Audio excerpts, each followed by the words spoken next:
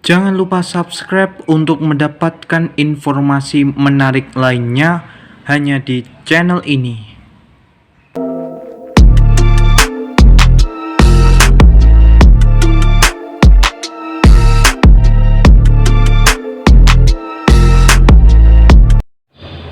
Pendengar, hari ini saya akan memberikan informasi yang berjudul Rekrutmen Manajer KDMP viral mirip latihan militer. Ini kata Dirut Agrinas. Proses rekrutmen calon manajer koperasi Desa Merah Putih ramai menjadi perbincangan di media sosial antara mirip pelatihan semi militer. Direktur Utama Agrinas Pangan Nusantara menanggapi sorotan publik tersebut. Dalam unggahan di media sosial yang dilihat pada hari Rabu 17 Juni kemarin, tampak orang yang dinarasikan merupakan calon manajer KDMP mengenakan pakaian loreng. Mereka tampak menjalani diklat di barak militer. Mengenai hal itu, sang direktur pada awalnya menjelaskan pihaknya hanya sebagai penerima tenaga kerja yang telah melewati proses rekrutmen hingga akhir. Meski begitu, dia menganggap proses rekrutmen yang dijalani para calon manajer KDMP penting dalam mengembangkan karakter cinta tanah air atau nation character building. Beliau juga menilai bahwa pelatihan tersebut relevan dengan kebutuhan bangsa, di mana beliau mengungkit sistem ekonomi koperasi sesuai dengan amanat konstitusi. Oleh karena itu, dari informasi ini kita bisa beropini bahwa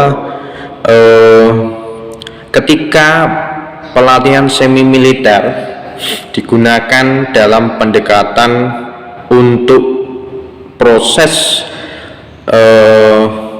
perekrutan calon manajer koperasi Desa Merah Putih, ini memang sangat ambigu ya. Ambigunya ini kenapa? Karena seharusnya yang namanya manajer ini yang harus dilatih adalah tentang sistem manajemennya ya, bukan tentang pelatihan semi militer, yang dimana pelatihan semi militer ini memang bagus hasilnya, akan tetapi akan lebih baik apabila calon manajer koperasi Desa Merah Putih ini dilatih untuk memanajemen resiko ya, memanajemen resiko, sehingga pada akhirnya calon manajer koperasi Desa Merah Putih mempunyai integritas dalam memimpin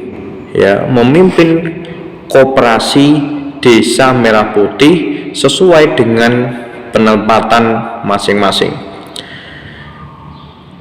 Pelatihan semi militer memang bagus untuk melatih kedisiplinan, akan tetapi seperti yang kita ketahui, bisa kita lihat contoh dari kepala daerah yang terpilih beberapa waktu yang lalu. Ini juga sama, di retreat di barak militer, akan tetapi kita bisa melihat hasilnya.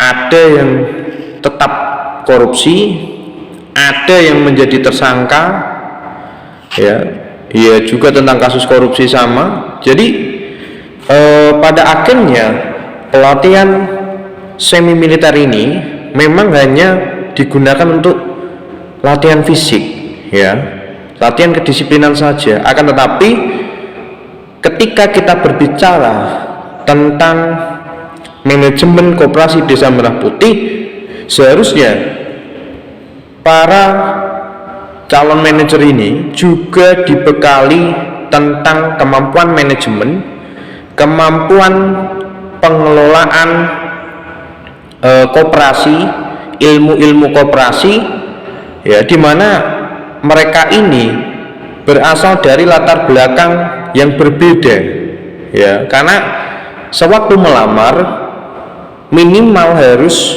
lulusan S1 semua jurusan ya. Seharusnya juga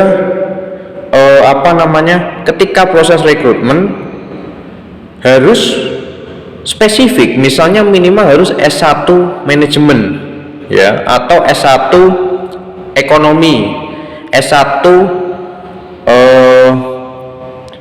ilmu bisnis misalnya. Nah, ini baru relevan. Ya, ini baru relevan. Akan tetapi ketika kita berbicara tentang proses rekrutmen ini, semua boleh melamar. Ya, semua boleh melamar minimal S1. Akan tetapi yang menjadi concern di sini adalah mereka para calon manajer ini sekali lagi harus dibekali ilmu koperasi, ya ilmu bisnis, sehingga bisa menguntungkan daripada koperasi Desa Merah Putih tersebut, sehingga ketika penempatan sesuai dengan apa yang telah tercantum di dalam surat pernyataan, mereka tidak menyesal atau bahkan mengundurkan diri. Karena menurut informasi, ketika calon manajer koperasi Desa Merah Putih ini mengundurkan diri, maka mereka harus membayar denda sebesar 100 juta rupiah. Oleh karena itu, saya mengingatkan sekaligus memberi masukan agar ketika para calon manajer ini di-retreat secara semi militer, bukan hanya jiwa mereka yang terbentuk, tetapi baik kedisiplinan, kemudian pembekalan yang dilakukan ini akan menguntungkan daripada koperasi Desa Merah Putih yang telah dibentuk lewat anggaran belanja negara, lewat pajak kita sebagai masyarakat, sehingga pada akhirnya program dari Bapak Prabowo Subianto bisa berjalan dengan baik dan benar, tidak ada masalah ke depannya.